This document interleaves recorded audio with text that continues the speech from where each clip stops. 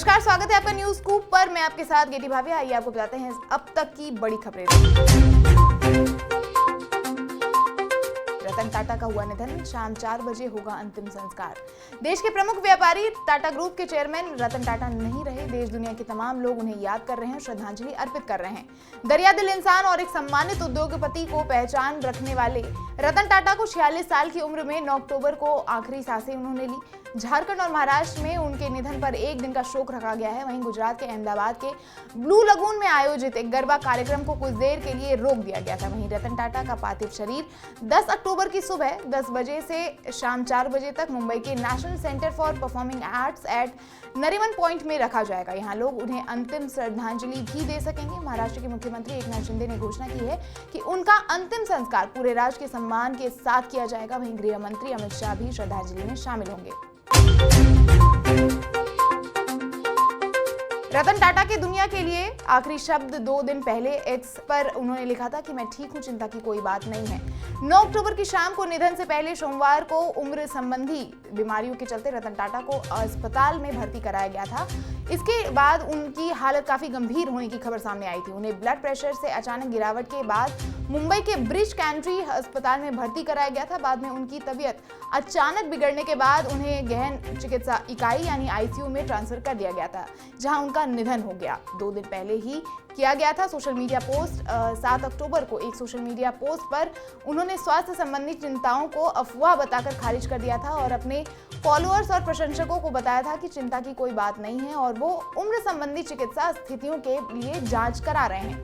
क्या लिखा था उन्होंने पोस्ट में? उन्होंने अपने पोस्ट में लिखा था, मैं वर्तमान में अपनी आयु संबंधी चिकित्सा स्थितियों के कारण चिकित्सा जांच करवा रहा हूं। उन्होंने लिखा कि चिंता का कोई कारण नहीं है, मैं अच्छे मूड में हूं। उन्होंने जनता और मीडिया से गलत सूचना फैलाने से बचने का अनुरोध किया था।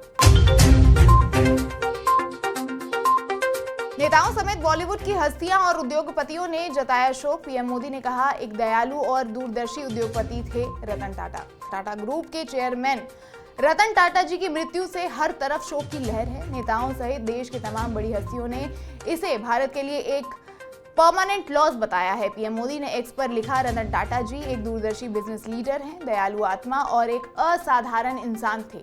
उन्होंने भारत के सबसे पुराने और प्रतिष्ठित घरानों में से एक को स्थिर नेतृत्व प्रदान किया, साथ ही योगदान बोर्ड रूम से कहीं आगे गया। वहीं विदेश मंत्री एस जयशंकर ने लिखा कि रतन टाटा का निधन एक युग का अंत है। वो भारतीय उद्योग के आधुनिकीकरण से गहराई से जुड़े हुए थे। वहीं अजय देवगन ने लिखा कि रतन टाटा की विरासत पीढ़ियों को हमेशा प्रेरित करती रहेगी। अक्षय कुमार ने लिखा कि दुनिया उस व्यक्ति को अलविदा कह रही है जिसने सिर्फ एक साम्राज्य से कहीं अधिक का निर्माण किया। श्री रतन टाटा के निधन के बारे में सुनकर दिल टूट गया है।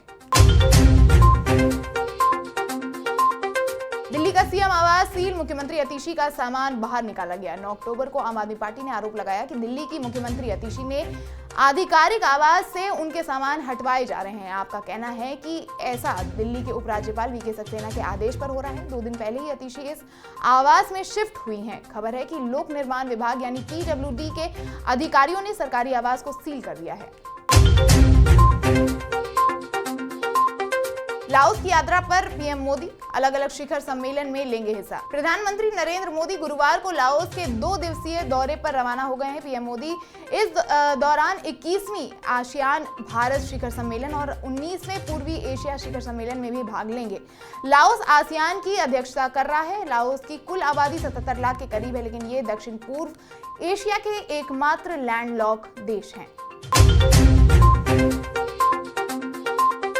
नवंबर में रिटायर होंगे चीफ जस्टिस ऑफ इंडिया। एक समारोह में साझा की अपनी दिमागी उलझन। Chief Justice of India DY Chandrachud इस साल नवंबर में रिटायर हो जाएंगे। अपने रिटायरमेंट से 1 महीने पहले डीवाई चंद्रचूड़ ने अपने दिमागी हालत के बारे में उलझन शेयर की है। उन्होंने कहा कि उनका दिमाग इस बात को लेकर उलझा हुआ है कि इतिहास उनके कार्यकाल को कैसे याद रखेगी। सीजेआई ने ये बात भूटान में कही है, जहां वो एक लॉ कॉलेज के दीक्षांत समारोह में पहुंचे थे। ईडी का आरजेडी विधायक के खिलाफ बड़ा एक्शन। किरण देवी के परिवार की प्रॉपर्टी जब्त। बिहार में लालू प्रसाद यादव की पार्टी की विधायक किरण देवी के खिलाफ भ्रष्टाचार को लेकर बड़ा एक्शन लिया गया है। ईडी ने जानकारी देते हुए कहा कि आरजेडी विधायक और उनके परिवार की 21 करोड़ रुपए की प्रॉपर्टी जब्त कर ली गई है। ईडी का कहना है कि एजेंसी की ये कार्यवाही पीएमएलए के तहत अंतिम आदेश जारी होने के बाद हुई है। राजस्थान में कांगो बुखार से हुई पहली मौत, सरकार ने जारी किया अलर्ट। जोधपुर की रहने वाली 51 साल की महिला की कांगो बुखार से मौत हो गई है। पुणे के नेशनल इंस्टीट्यूट ऑफ वायरोलॉजी ने इसकी पुष्टि की है। राजस्थान में कांगो बुखार का मामला सामने आया है, इससे 51 साल की एक महिला की मौत हो गई है। जोधपुर का ये मामला है। महिला का अहमदाबाद के NH म्यूनिसिपल मेडिकल कॉलेज में इलाज चल रहा था। पुणे के नेशनल इंस्टीट्यूट ऑफ वायरोलॉजी द्वारा की गई जांच में इस बात की पुष्टि भी हुई है। महिला ने इलाज के दौरान बुधवार को दम तोड़ दिया। मामला सामने आने के बाद सरकार ने इसे लेकर गाइडलाइन जारी किए हैं। राजस्थान के कुछ जिलों को लेकर काफी सख्त हो रही है राजस्थान सरकार। कमेटी कर मंथन किया है, शायद खारिज कर सकती है इन जगहों के नाम। राजस्थान में नए जिलों की मांग बहुत पुरानी है, खासकर बाड़मेर, जैसलमेर, जालौर, जोधपुर और बीकानेर के रेगिस्तानी इलाकों में ये मांग काफी पहले से उठती आ रही है। राजस्थान की अशोक गहलोत सरकार के दौरान बनाए गए नए जिलों में से कुछ के नाम वापस लिए जा सकते हैं। पिछली सरकार में 17 नए जिले बनाए गए थे, जिससे प्रदेश में जिलों की संख्या 50 हो गई थी। बीजेपी का कहना है कि नए जिले आनन फानन में बनाए गए थे और मापदंडों पर भी पूरे नहीं उतरे हैं। अब सरकार की इस कमेटी इन जिलों को लेकर समीक्षा कर रही है और जल्द ही किसी तरह से फैसला लिया जा सकता है। हिजबुल्ला ने इजराइल बॉर्डर के अंदर तक बना रखी थी सुरंग, IDF ने किया तबाह। इजरायली सेना के मुताबिक हिजबुल्ला ने करीब 2 साल पहले सुरंग का निर्माण किया था और इसे IDF ने तुरंत ही पहचान लिया था। सेना का कहना है कि वो सुरंग के निर्माण के दौरान उस पर नजर रखना चाहती थी, बजाय इसके कि हिजबुल्ला को वो बताए कि उसके पास भूमिगत मार्ग की खुफिया जानकारी है।